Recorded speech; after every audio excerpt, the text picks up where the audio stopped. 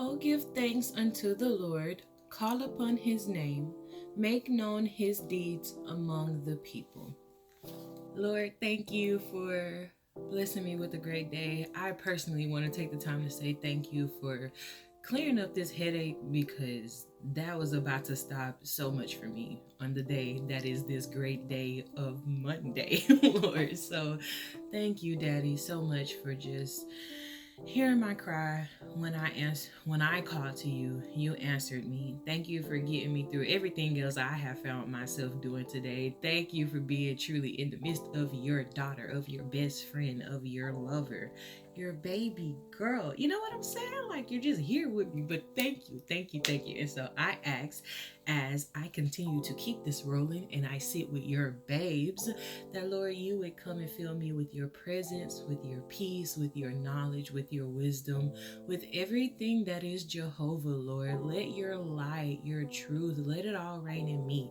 Let this all be about Jesus. Let this all be about God, your kingdom, your everlasting reign, your throne forever. Let this be about you and nothing about me, unless it is the purpose of giving a testimony in which I still hope that your children can see you in me. And so, Lord, the things that I need to say, help me say. The things I don't need to say, keep me from saying them, Daddy. And I just ask to the one who is listening that you would fill them, Lord, with your peace, with your love, Father. Please reassure their minds and hearts that no matter what the situation is, no matter what it looks like, they good because you good. You here with them. You let them here for a reason. You love them. You see them. And so I ask that you would mend broken hearts, that you would help clear up mindsets, Father, and that you would just restore your joy to those who may be sad, Father. But I love you, and I thank you for all things, and we thank you for all things, and all these things we thought to ask for but didn't. Please grant me your grace. In Jesus' name we give thanks and pray. Glory be to God. Thank God. Amen.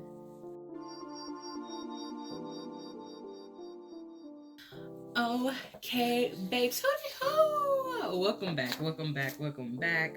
I hope that everything has been well with you and swell as always. Look, as you know, I always feel like I gotta give you some kind of disclaimer to kind of like start the video off. Some little something about something that's about something that really ain't about nothing. But here you go. So my mom, for one, has been like hyping up my puffy hair. So this is a hair part of this. I am so sorry if you see me like play with my hair, touch my hair, like move my hair. I honestly, one day that'll be something that I guess I can get into as well. But me and my hair, especially with me being a black woman, I have not always liked my hair puffy. I'm gonna just be blunt and honest with you, you know. And I think because we were so conditioned to believe like, unless your hair is pressed and slick rigged, which I mean, y'all see the size. So we did have it slick yesterday. I ain't gonna hold you. I ain't gonna talk trash on nobody because I slicked it down, okay? But I'm just saying, I'm also trying to embrace the natural puff of it because I am a natural babe. So of course, obviously, my hair is never gonna just freaking lay. But today I sorted it out and work out. So this is what we're working with for this week. So this is all me just telling you. I'm sorry if I play with my hair. I'm gonna do my best to not make it a habit. But I'm so sorry if it becomes a habit. Also, your girl might snack, as you heard. I had a headache today. It was really rainy here. And I mean, it wasn't that it was necessarily a bad day. I started back out workout today. And when I was working out, I got hot. So I assumed in that moment it was a heat flash because I did a workout and then I went and I ran. And so my body heat and temperature, but it was cool outside. So I had on this fan, but I didn't think too much of it because it was like we are in winter.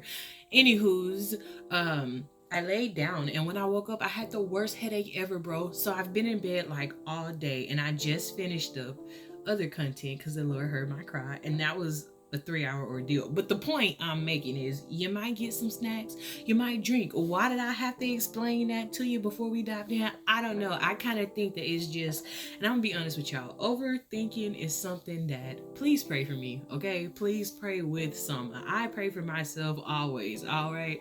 I know I got a relationship with God, but for real, like, overthinking is something that we are just still working on, and so just pray for me, man. Just pray for me that it gets better and that, one day finally, and I know one day, like, I'm gonna be over that, but I overthink. So I feel like I have to tell you everything up front so you'll not be angry with me or wonder, like, why is she doing that?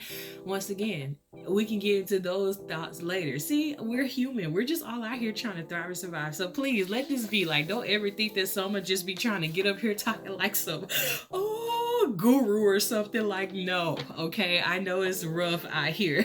We are all just trying to live our lives, friends. With that being said, tonight at our pajama party, we are going to jump into Gideon, okay? So we're gonna be in Judges chapter 6, okay? So let me hop there, and then when I hop there, I'll hop back. Okay, so tonight's title is called Identity. And so we're going to talk about Gideon because I feel like not even just feel, one important thing as a person, as a child of God, as a human, is to know who you are. You need to know who you are. One thing that has kind of been like stressing me here lately, or maybe it doesn't stress me, I think it does, it bothers me more than anything, and I'm trying to learn how to be okay, and I think I'm gonna have an answer to my prayers as far as that's concerned soon. But it bothers me for my people and other people who may be like us. And what I mean is, as far as history, like, other people have these heirlooms, they have these history books about their families, they have these big photo albums and stuff. But a lot of times in, like, African American culture, you can't really find that. Like, you don't really know back past 2 or 3 generations, and a big heavy part of that, especially if you're in America, is due to the fact that we were slaves. Okay, there's no way of getting around it. Our ancestors were, like, we came out of that. And I doubly can't talk, I know, because some people are like, I wasn't. Well, let me be personal and say I know I had to have come down from that root of slavery, because if you have missed it before, I live in Jasper, Texas. Jasper, Texas has a church that is the longest standing slave built church. I attended that church as a baby. That church is still standing now. Away from that church, like a few miles away, is the port where they used to send the slaves to and from. Like, and then they were like even shipping them out to Mexico. It was a thing. So yeah, like, because of all that, I feel like we don't really know our heritage, and that bothers me because I want to know where I come from. I feel like every person should know who they are, who they come from, because if generation curses are a thing on one hand, how can you fight a generation curse that you don't know nothing about? You don't know your generations. You are unprepared. You need to know these things, and even outside of that, when you are coming into this discovery phase of you're not gonna understand why you're you if you don't understand bits and pieces of where it comes from. For instance, I know that, like, my sensitivity, my softness, my parents be like, they some softies, all right? But I know the biggest one it came from was my grandma's, because them two, they're very soft, all right? But, okay, my grandma, the one that's no longer with me, the one who started me off singing The Blind One, she was the softest, sweetest. Now, she cut a rug if you got her there, but she's so soft and sweet. And my other one, she's just gentle. She'll do anything for anybody unless you cross her. But that's people. That's us. Because if you cross me, you know what I'm saying? But I just feel like the root of all of my softness, that side especially, came from the one that's no longer with her. Her name is Parthenia. And my dad tells me all the time, he's like, you're just like her. Like, I wish you would stop being like her. And I'm like, don't hate. I can't help that it trickled down through a generation. At the same time, my grandpa's, oh baby. my grandpas, my uncles, my aunt. There has been some things, but I mean, and also with that, you just need to know, because back to, on the other hand, when I talked about like my porn addiction and stuff like that, those were triggers that I fell into, and I feel like a lot of the things that like I assumed I liked, when I researched more into it and then I started to know more about like my family history, I was kind of like, But even in that, it wasn't to like be shamed or anything. Like I say, I'm just on a self discovery. I want to know me. I truly want to know me, what makes up of me, why I think the way I think, why I act, if my hair is bushy like this, why? Like, who in my family have bushy hair? Like, I just feel like things like that are important to know. And so I'm sorry for rambling on and on about that topic. We're not going to apologize. We're not sorry, because somebody needs to know that. But I say all that to say that my point is, you should really do some research on your background. Like, even if you know your family, find out more about them. Like, find out the history about them, because stuff like that is important. And so I think identity in general is important when you're developing your character and your mindset, and you're finding your callers and your purpose in life, and like hobbies that you like versus like work, because some things you can like to do just as a hobby, but some things like you want to do for a job, and so those things are important when you are coming into your own and trying to understand who it is that you are as a person. That is something that I have been trying to personally deal with these past 2 years. Okay, I wanted to really start to find myself. When I came back from Korea, I didn't know who the heck I was. Because I thought that was who I was, that girl that went over there, but she was not who I was. And so it took a lot of time to just like deconstruct and break down. And so I've been going through seasons where it seems like there's kind of different areas that's been developed. Like, on one hand, I've had to work on anger, right? I've had to work on anger. I've had to work on being like overly offended with people, literally because they kicked a rock my way on a bright Tuesday morning and there was nothing behind it. Like, I've had to learn how to layer different things in my life and like, heal and just, like I say, realize who I am internally, what I like, what I hate, things like that. But along with that, I've also had to realize, as I've come to, heal and changing everything and shift, I've had to realize who I am in God. Because one thing, I'm gonna be as honest as I can, and hopefully this comes out gently. Like, really, I hope you hear my heart on this. But people will try to tell you as you're growing how your relationship with God should be. You do need counsel, okay? Wise counsel, that is always going to be advice for me, because I truly believe God speaks through people to us. Like, some things he tell my best friend, I'm like, were you in the room when I was praying? Like, were you there? Did you sit here? And so even like if I go to church and I've dealt with something for the week and like that leader speaks something to me, it don't even have to be my church. If it's a church anywhere, I may go to a guest church or something, or I may watch like Charles Stanley on like YouTube, and I'm like, I really needed that, so I do believe that like the Lord speaks through people, but at the same time, you have to come to a place where you understand the Lord for yourself. The Lord's not just gonna sit up here all day every day and talk through people to you.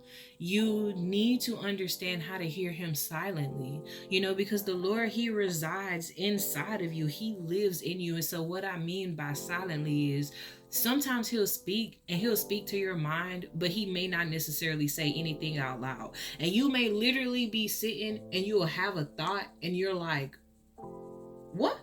And then you kind of realize, that had to be from God, because I couldn't formulate that, or if it's something that keeps ringing on your mind, you're kind of like, there's something here, but you have to understand and just learn like who God is as a person, as your creator, because if you don't develop knowing his voice, especially internally, you're always going to overthink it. So when people come and tell you about like how you should talk to God and how you should walk with God, you will think that every single person is right. Not saying that people do not have right guidance for how to develop a relationship with God, because that's what I'm trying to do. I'm trying to help you develop a relationship with God, but I'm also not going to sit here and drill you and be like, you need to do this and you need to do that and you need to do it. I'm gonna tell you, obviously, because if I didn't tell you, you're not gonna know what to do, and I'm gonna be held accountable. And once again, I don't want to go to hell. I feel like everybody has these long-term goals and like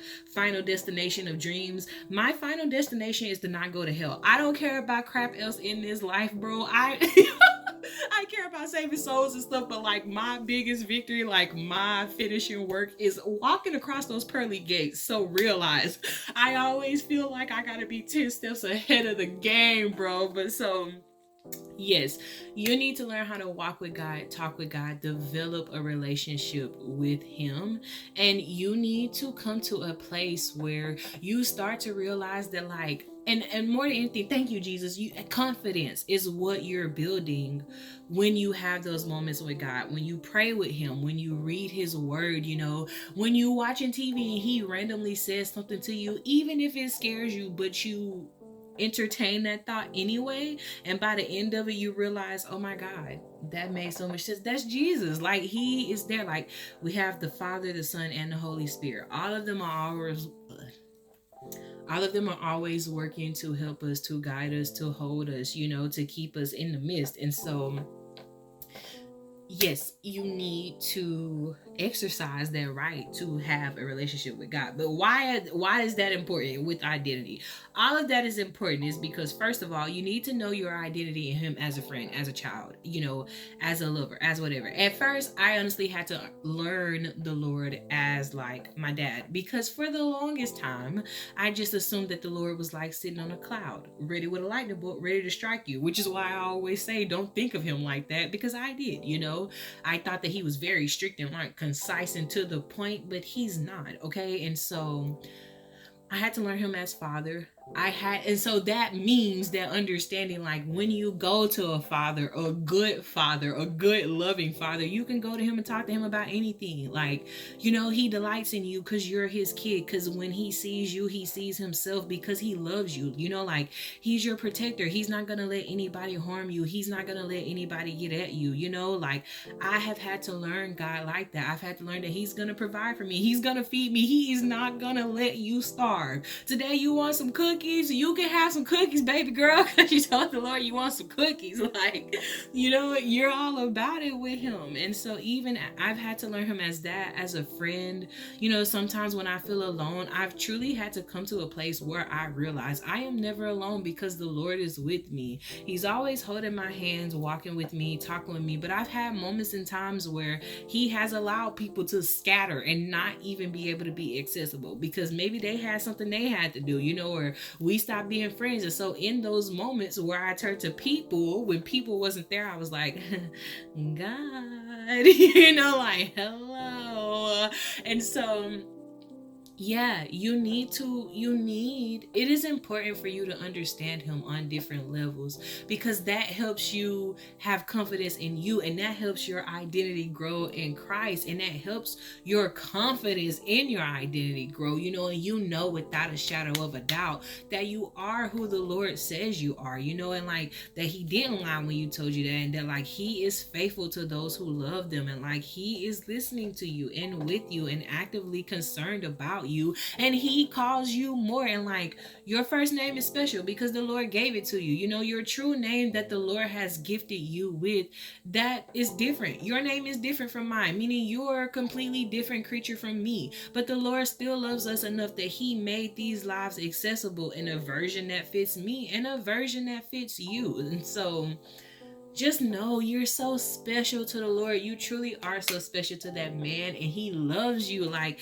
he delights in you. He is happy just to see you get up in the morning. Do you know how much joy that brings the Lord just to see you lift your head? Just to see you open your eyes, it don't matter. Just to see you gasp a breath of air. If the Lord allowed you to see another day, know that he got his eyes on you. He is watching you. If you are sitting here and you're actively watching this, and I know life be life and life be having like 2 pieces in a combo with a dessert and an appetizer, okay? It be rough out here in these streets, all right? Sometimes, I'm telling you, I went through some months and I'm like, God, bury me completely. You know, I even had to be chastised by the Lord, because at one point I'm like, rapture me up. End it today. I ain't gotta fight, Lord. Like, if I'm going through all this struggling, just let me come and meet you. Like, I'm here for you anyway, so let's just get to the me being here for you. But you have to realize, like, we are going to suffer and we are going to endure things, man. And so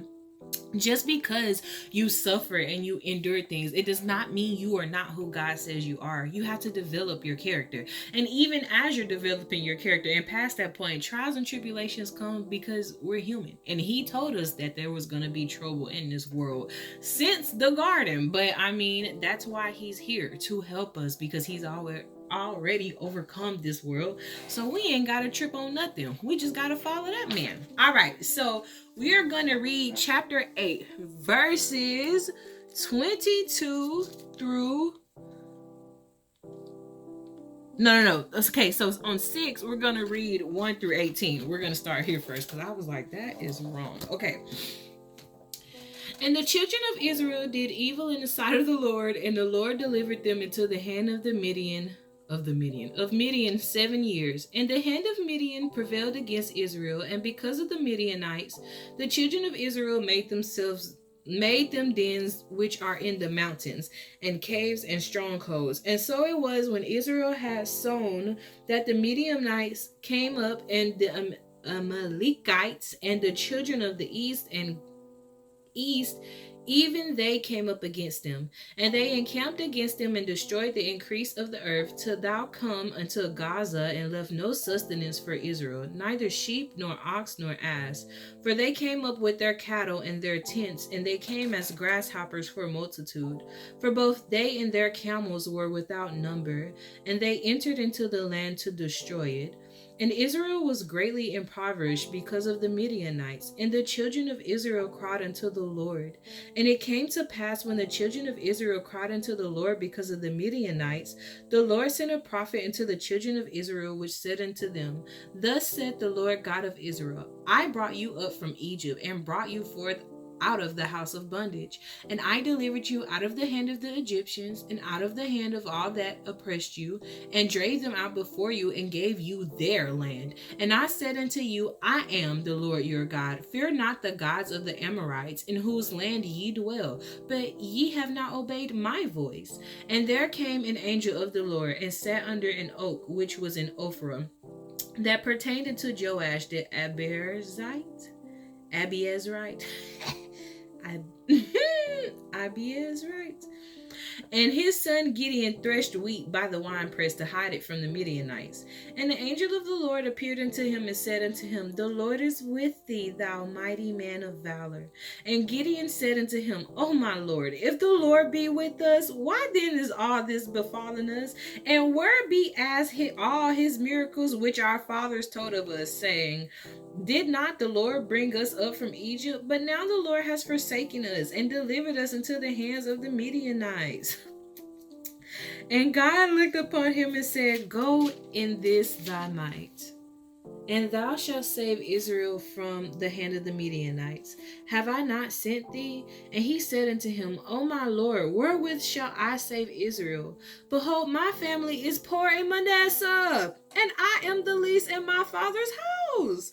And the Lord said unto him, Surely I will be with thee, and thou shalt smite the Midianites as one man. And he said unto him, If I have now found grace in thy sight, then shew me a sign that thou talkest with me. Depart not thence, I pray thee, until I come unto thee, and bring forth my present, and set it before thee.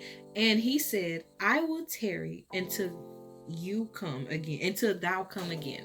Okay, I know y'all be, hey, I told you, we be feeling these stories, man. Gosh, but so let's start it off like this. Gideon was doing something he was not even supposed to be doing. Let's start there. Gideon was not supposed to be threshing in that wine press. Okay, that was not the purpose of that. He was hiding it from the Midianites, okay, so that they could have a way for him and his tribe, his people, okay.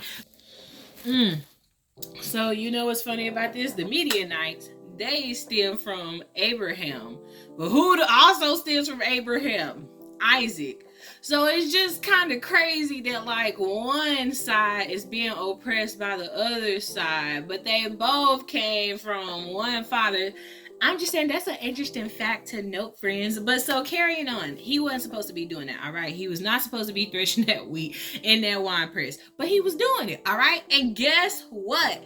Even though he was in the place doing something maybe he shouldn't have been doing, he was still a righteous man. Now, a disclaimer again. Sama is not telling none of y'all to go out here and live your best lives, bro, and be caught up in things and places you're not supposed to be at. I ain't gonna be guilty for it. You're not gonna hang me on that one, all right? All I'm saying is you can become so guilty by assuming and beating yourself up for your past mistakes, for your past sins. Maybe even now you want to get out of a situation and you don't even know how to start. And because of that, you just think, oh, I'm just such this horrible person. I know. I've been there, bro. I've been there. But you can't. All right? God still has a plan for you. Like, God still wants to use you. And so God appears to Gideon. Anytime an angel of the Lord appears, that's Jesus, bro. So Jesus is looking at Gideon and he's like, what's up, you mighty man of valor? And Gideon's like, who? Mighty man of valor? Like, did I miss something on the news last night? Because he can't be talking to me. And Jesus is like, I'm looking right at you, bucko. Like, my eyes are peeled right at you, okay? And so Gideon, he is unbelieving. He like, you're talking to the wrong one. I am the least of these. There ain't nothing on me. Call my brother. Call my cousins. Obviously, you're looking for them. And the Lord was like, no, boo. You, okay? And so Gideon, he had to hunker down and believe and trust what the Lord said, you know. And so yes, Gideon prepared presents for the Lord. He asked him for another sign. And so like as Gideon is starting to get this together, y'all, the Lord gave him so many people he couldn't even utilize all the people in the army. He had to take away and cut down his army to be able to defeat his opponents. So let that also be a lesson in you that sometimes less is more. You do not always need more just to say you have more, just to show off a number status standpoint. You got greatness in what you got. Use what you got. Build with what you got. Do not despise the day of small beginnings. I am telling you something I know, something I am sure of. Small beginnings get you great middles and even bigger ends. So starting is the most important part. And if Gideon would have never been obedient and started, a lot of people would have been oppressed and stressed and even worse. Like, who knows what would have happened. And true, the Lord could use a leader out of anywhere, from anywhere. He could have had another power rise up had Gideon not answered the call. But that still would have affected Gideon in the story. And the story still wouldn't be how it is now. It happened how it was supposed to happen. So Gideon, he ends up, first he's like, I don't believe this. I am up in here hiding in a wine press, bro. Like, hoping that they don't even peep me out. And you're calling me mighty. I'm scared for my life right now. And you telling me I'm mighty? And so, let's now read chapter 8 verses 22 through 35. Then the men of Israel said unto Gideon, rule thou over us, both thou and thy son's son also, for thou hast delivered us from the hand of Midian. And Gideon said unto them, I will not rule over you, neither shall my son rule over you, the Lord shall rule over you. And Gideon said unto them, I would desire a request to you, that ye would give me every man the earrings of his prey. Hang on, y'all. For they had golden earrings because they were Ishmaelites. And they answered, we will willingly give them. And they spread a garment and then cast therein every man the earrings of his prey. And the weight of the golden earrings that he requested was 1,700 shekels of gold, beside ornaments and collars, and purple raiment that was on the kings of Midian, and besides the chains that were about their camels' necks. And Gideon made an ephod thereof, and put it in his city, even in Ophrah. And all Israel went thither a whoring after it, which thing became a snare unto Gideon and to his house. Thus was Midian subdued before the children of Israel, so that they lifted up their heads no more. And the country was in quietness 40 years in the days of Gideon. And Jerubbaal the son of Joash went and dwelt in his own house. And Gideon had 70 sons of his body begotten, for he had many wives. And his concubine that was in Shechem, she also bare him a son, whose name he called Abimelech. Okay, and so we see here that Gideon's like, I don't want to rule over y'all. I don't want, no, okay? And so I just want y'all to take away, like I say, if you want to read the whole story, go read the whole story, all right? I just wanted to set you up there. So at first, Gideon didn't believe in himself. He didn't believe that, like, he was hearing what he was hearing by the person that he was hearing from what he was hearing.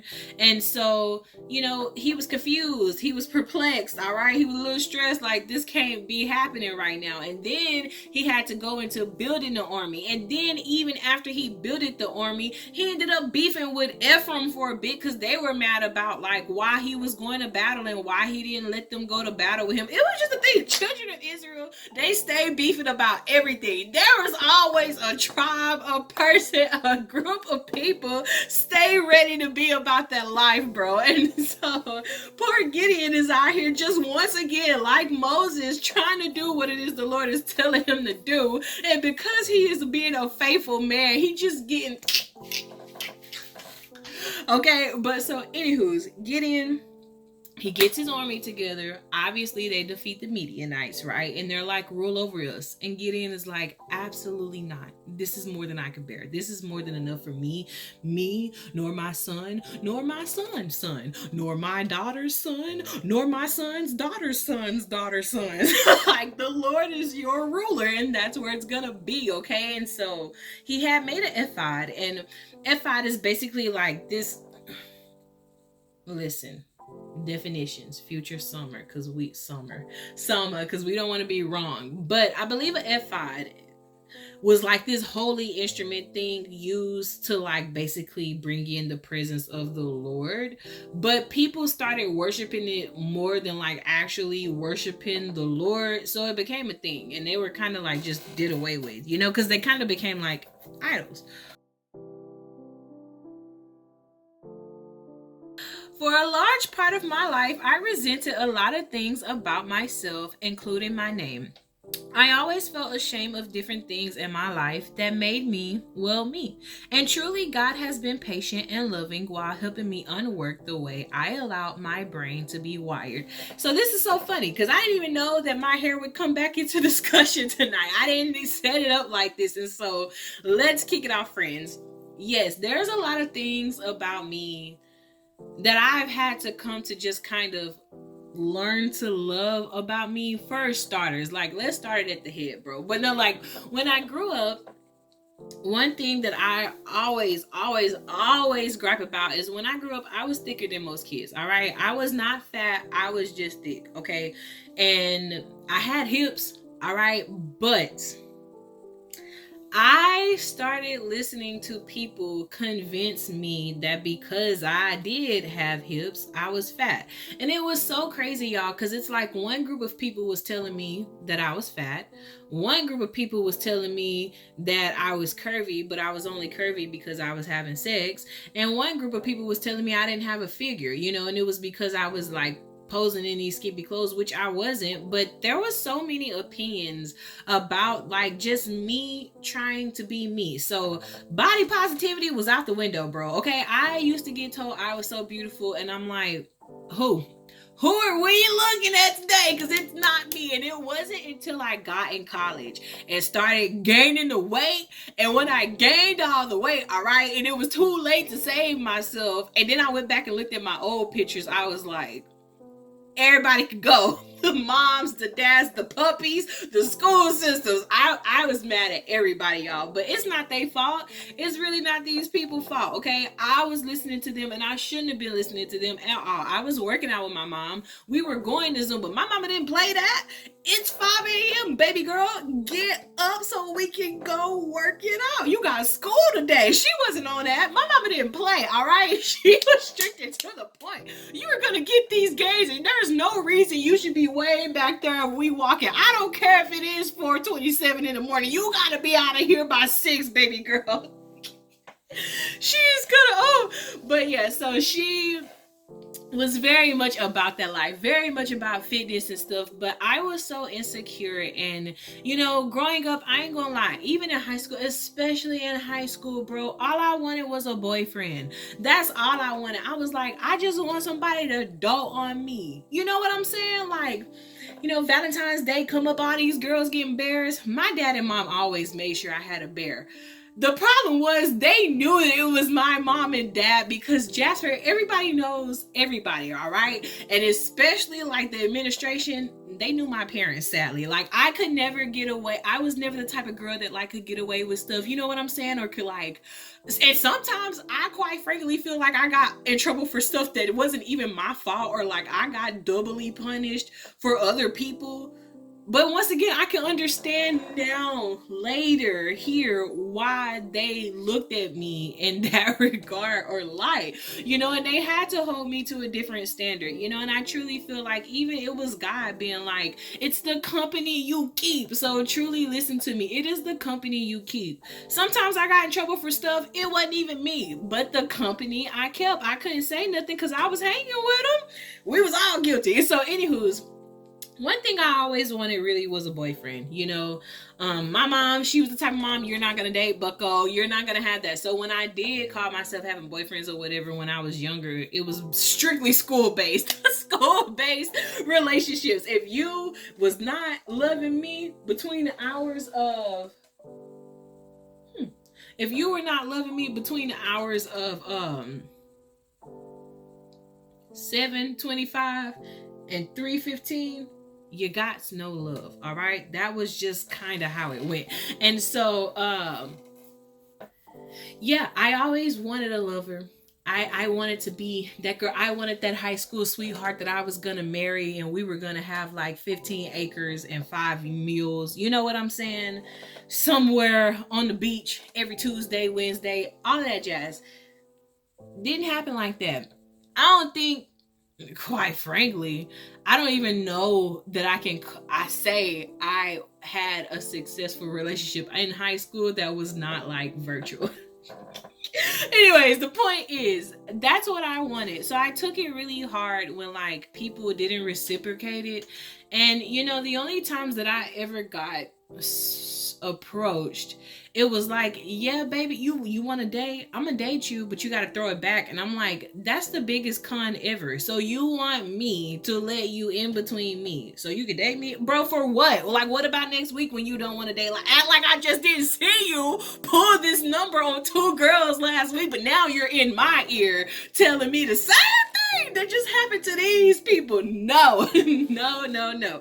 And so, I took it really hard into heart when I used to get teased and talked about. And I confess to my best friend, for a long part of my life, I was always mad at my guy friends, because I felt like they friend zoned me a lot of times, and I didn't understand why, and a lot of girls, like I say, I just had a lot of bullies. I had female and guy bullies, and sadly, one of my bullies was a toxic, I don't know if I really call him an ex. I guess we kind of can call him an ex because we were kind of just involved for a while. But, even he bullied me. I didn't want to sleep with him. And so he told people that I was a lesbian, and so it was just little things like that that kind of made me not really accept myself body wise. I never thought I was pretty, even in college. When I started gaining weight, that made me feel even worse, and now it's so funny because it's like now I'm losing the weight again and I look just how I did in high school, just a little bit older, and I'm like, we're back here again, bro. But I can say I truly feel like we are on the up and up as far as that goes. And so really this all stems from growing up Black in Jasper. We're just gonna sum it up into that. I've talked about that before. It was just a different mind set for me in a different life. And I know people talk about like, oh, I've dealt with racism and like Caucasian people and stuff. You ain't dealt with people like Jasper people. It's a different type of life down there, okay? Only Jasper people know what I mean. Like, y'all think y'all know what the dirty South is. You do not. But you go to Jasper, you gonna find out what the dirty South is. And I know what I'm talking about. And I know what I'm talking about, because for half of y'all, all I'm gonna need to say is Jasper, Texas. For the other half of y'all knew it the first time I said it. Oh, for real? Like, that is the nitty-gritty. Every time somebody hears I am from Jasper, it never fails. I get the same gasp, the same reaction, the same clutch pearls. I don't think I've met one person who does not know about Jasper. I can't even say if they come from, unless they're overseas, because my university teacher is from Ireland and she knew about Jasper, Texas. So it was just hard growing up and feeling like you were worth something, or you were beautiful. And so I've always felt rejected. And like, my friends, the few female friends that I did have, they ended up, sadly conversing with the guy friends that I was interested in, or the guy friends I called myself having crushes on. And so, even as far as friendships, like, I didn't really feel confident in, my friendships. And I used to just be friends with people just to be friends with people. I ain't really like them, but we was just friends, just to say I had a friend, right? And so when I started once again to really seek the Lord out and find out what it is in life that I wanted, what it is in life that I wanted to know, how it is in life that I wanted to be. Sorry, you guys. Okay. How it is in life I wanted to be. It kind of just came to this point where I was like, we got to make some changes around here. Okay. And so even when I started to change myself, I was like, Lord, it is time, because he was calling me back to here. And I was like, I don't want to do this no more. Like, I tried to do this in 2020 and this didn't happen the way I wanted it to happen. I did talk to the Lord like that. Maybe I didn't say it like that, but let's just say I had a lot of reserves. And I kind of think I was more or less like, I don't want to do this. But, I had a lot of reserves about it. And I was asking him to help me, like, come up with another name, because I just felt like the name I had right then, it wasn't clicking, like it just didn't click with me. And so I was like, Lord, like, I need a name if I'm gonna do this. I was trying to put everything together that I could think of. And I really felt like, to me, that was a sign, or like that would be confirmation right then and there that the Lord was orchestrating this. And I kid y'all not, I tell this story a lot. I'm gonna tell it right now. There is a sign that hangs over my bed and it says Daughter of the King. My mommy makes signs, amongst other things. That is the sign she made. I wanted this sign before I went to college. She gave it to me, but I kept it at home. So when I got out of college, she, told me, like, this is your sign or whatever, and so, y'all, this sign has been with me ever since. And I think, actually, when we moved, no, I had that. Yeah, I had that. And so I was sitting here and I was looking at that sign and I was like, and you see me looking at it right now, and I'm like, because it's just such a beautiful sign, man. It says Daughter of the King, and like the king is beaded out in these rhinestones, right? And there's just something about that always said with me, like, being called Daughter of the King to me is such a flex. Like, it's just such a beautiful title. And I'm like, man, like, I just really love that sign. And the fact that it reminds me too, like, I'm Jesus's daughter, like, I'm the Lord's daughter, like, he chose me, he loves me, I am his, like that reassurance of being his daughter. I don't know, it kind of just has always resonated differently with me. And so when I was looking at that sign, the Lord literally was like, Dohi. And I'm like, Dohi? And I think at first it may have been like he though, or like and I couldn't really put together what I thought I wanted. And I'm like, okay, Lord, what? And so it was like the Lord was like, look at this sign, look at these letters, and see what it is you can make. 𝕯𝖆. Sama obviously comes from Japanese culture and my love of anime, but 𝕯𝖆 Sama. And then I loved it even more because in the midst of 𝕯𝖆 Sama, and if you see it a lot on my artwork, I always try to make it a habit. His is blocked out in a red color to symbolize Jesus and his blood, because I am his. I am his. Like, so literally everything on my YouTube, everything that I'm trying to do as far as live my life, I have tied my identity to God. Like, I want him to be stapled here. I want him to be stamped here. I want people to know without a shadow of a doubt, I'm riding for this man, because he has given me my name. He has given me my identity. He has shown me, like who I am, simply because I sought him out. He didn't yell. He didn't make me feel bad. He didn't make me feel like I was missing, anything. He didn't make me feel like I lacked anything. He was just gentle. He just wanted to love on me. He just wanted my love. And when I gave him them things, and when I allowed him to love me back, it was just amazing. It was incredible. Like I was telling my best friend, I don't think truly I've ever been this happy in my life. And I'm simply happy because I'm with the Lord, and I'm with him in a way now where I know him and I know me. If he tells me that I'm beautiful, I'm beautiful, okay? I may not be everybody's cup of tea. Everybody ain't gotta look at me and think that I'm a dime, okay? But the Lord says I'm a dime, so we a dime out here, okay? We more than a dime, all right? He tells me there ain't no price on this beauty, you know what I'm saying? But the point I'm trying to make through all of this, I know, okay.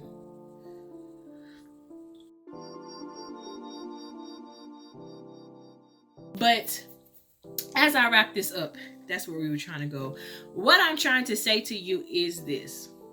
I know what it's like. I'm not going to sit here and hold you and tell you that, people's opinions ain't ever bothered me.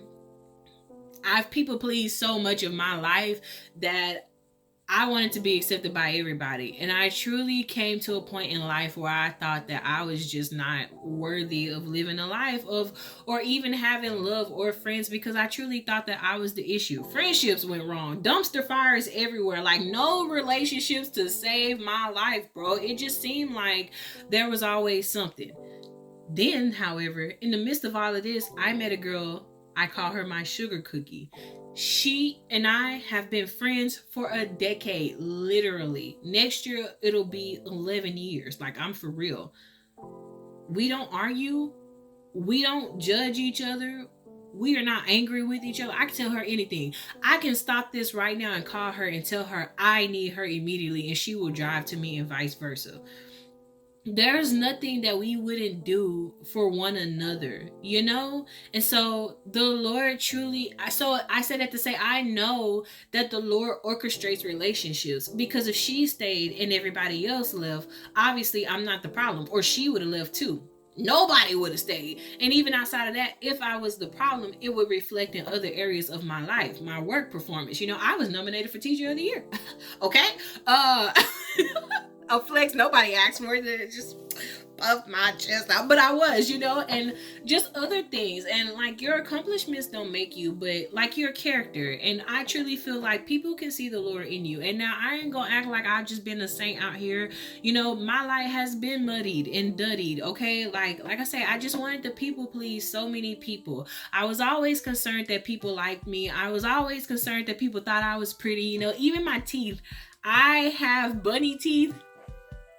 Okay, I have bunny teeth. We were being around little reckless baby, and my mama was like, do not pull out your teeth. I heard pull out teeth because I heard about the tooth fairy, okay? And so sometimes when I was a kid, I used to just, yank my teeth out for the tooth fairy, not realizing like that it was gonna end up becoming a thing later. And when I did try to go to the dentist, it was a thing because I had adult teeth. I didn't have adult teeth. So half of my mouth is like baby teeth, all right? Once again, for this to make sense, half my mouth is baby teeth. I don't have adult teeth under them. So my teeth is kind of just how my teeth is, and so I got teased for my gaps and my bunny teeth, all right? And I've had to learn how to learn my bunny teeth. Don't come over here with that mess, because someone will bunny you, all right? Okay, do not mess with me. These teeth got a sting behind them. Don't try it, okay? I've had to learn how to, like, be okay with that. The fact that I'm black. We're just gonna be black, all right? You don't get out of your skin color. I love it now. Oh, baby, please, being black is a flex. Don't ever tell me it's not, okay?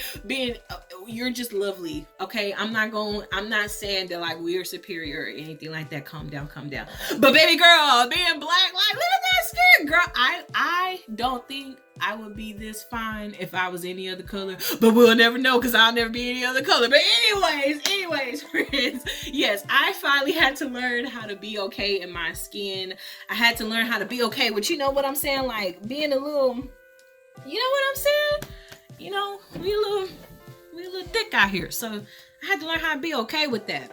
And like I say, I really had to learn how to accept and love myself, man. And I had to learn that, like, when God tells you things, it's not always him jumping down your throat, being mad at you, being upset with you. He just is trying to correct you and help you, because he don't want to see you stumble, okay? He doesn't want to see you hurt. He doesn't want to see you making those relationships that make you feel depleted and drained, you know? He wants to add into you, to breathe life into you, to show you how to walk in your own air.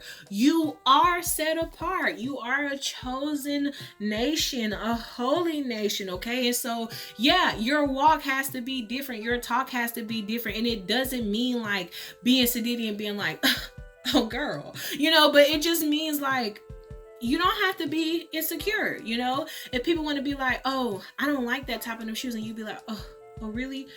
I'm sorry you don't like these type of shoes. I woke up this morning, looked in the same mirror twice, and thought that I looked real good. So if this don't fit your color combination today, Roberta, turn them eyes to the left or to the right. All right, you don't have to look over here. And so don't be going around being mean to people, though. Okay, we are all striving to be nice with people. Why did I do that? We're all striving to be nice and loving with people. The point is, do not let other people tell you your identity. God is the one who writes out your identity.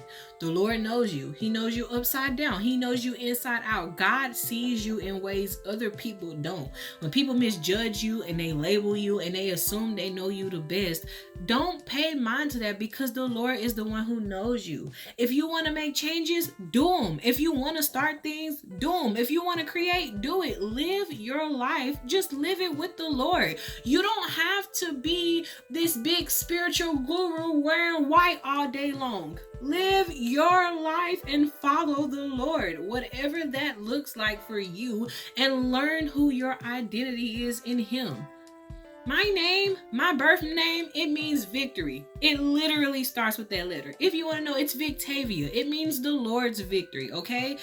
Guess what? I only knew half of that, okay? Half of it I knew because it came from my godmother gave me revelation, okay? But when I sought out the Lord, He was like, let me break this down for you, all right? And let me tell you a couple of things about yourself. But even when I was younger, I didn't feel like a victory. I felt very much an opposite of everything. Even a couple of years ago, I did. So I know what I'm saying when I say that it is important for you to have confidence in yourself. It is time for you to put them big girl panties on, put them big boy boxers on, really hunker down, search out, seek you and the Lord, and find out who you are. You got one life to live, and you can't be out here wasting time for other people or wasting time because you are afraid. Sometimes life is scary. Changes are scary, but there is some fun moments in the fear. And I think that's why, like, we shouldn't like horror movies and stuff like that, but there's excitement, there's adrenaline and all of that. You should be excited about scary things that help you, okay? Because if you know you're gonna do something that's so big and exciting, that can change the world. And who knows, maybe you are called for such a time as this. So friends, anything you want me to pray with you about, please let me know. I am in the business of praying for my brothers and sisters, all right? So please, if you need any prayer, if you desire any prayer, if you want to talk about anything on your heart, let me know. This is a safe space. You can literally be like, my chicken nuggets was cold, and we can talk about that and how to make it right. All right. But literally anything about identity, any stories of encouragement you may have as well, just anything, any questions, any concerns, talk to me. Your girl will talk back. But as always, do remember that the Lord does love and bless you. May he keep you. Thank you for sitting with me. Thank you for listening to Summer. Thank you for hanging out with me. All right. I believe in you. I know you got this. I know if I got this, you got this. If I done did it, you're gonna do it. You can do it. I don't want to hear excuses from nobody because I've seen my life. So I know if we are getting it, the getting is good for all of us. Okay, so just be encouraged. Do not quit. Don't give up on yourself because you have to be your cheerleader. And if you don't fight for you and prove that you have this endurance game, who gonna ride for you anyway? Because you just gave up at every chance. So the Lord does love and bless you. May he keep you. I believe in you. I love you. And I hope whenever you view this, you have the most incredible blessed of days or the most incredible blessed of nights. Goodbye, guys.